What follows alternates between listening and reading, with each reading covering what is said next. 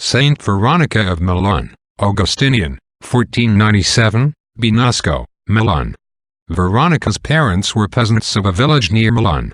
From her childhood she toiled hard in the house and the field, and accomplished cheerfully every menial task. Gradually the desire for perfection grew within her. She became deaf to the jokes and songs of her companions, and sometimes, when reaping and hoeing, would hide her face and weep. Knowing no letters, she began to be anxious about her learning, and rose secretly at night to teach herself to read. Our Lady told her that other things were necessary, but not this.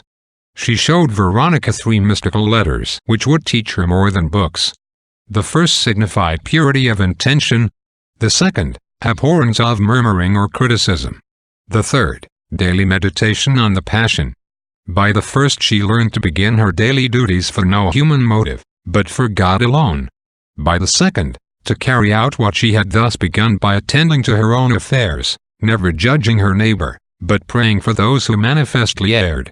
By the third she was enabled to forget her own pains and sorrows and those of her Lord, and to weep hourly, but silently, over the memory of his wrongs. She had constant ecstasies, and saw in successive visions the whole life of Jesus, and many other mysteries.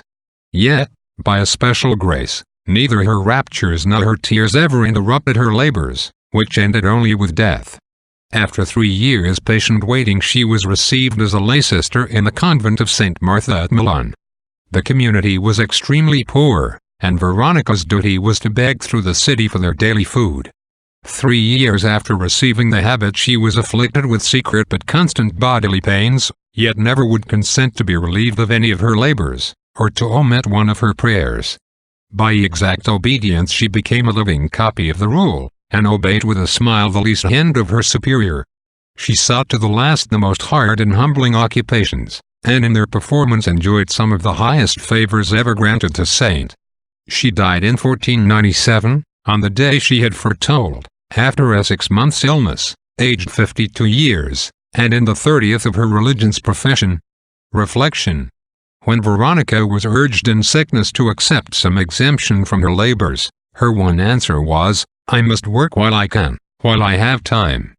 Dare we, then, waste ours? Amen.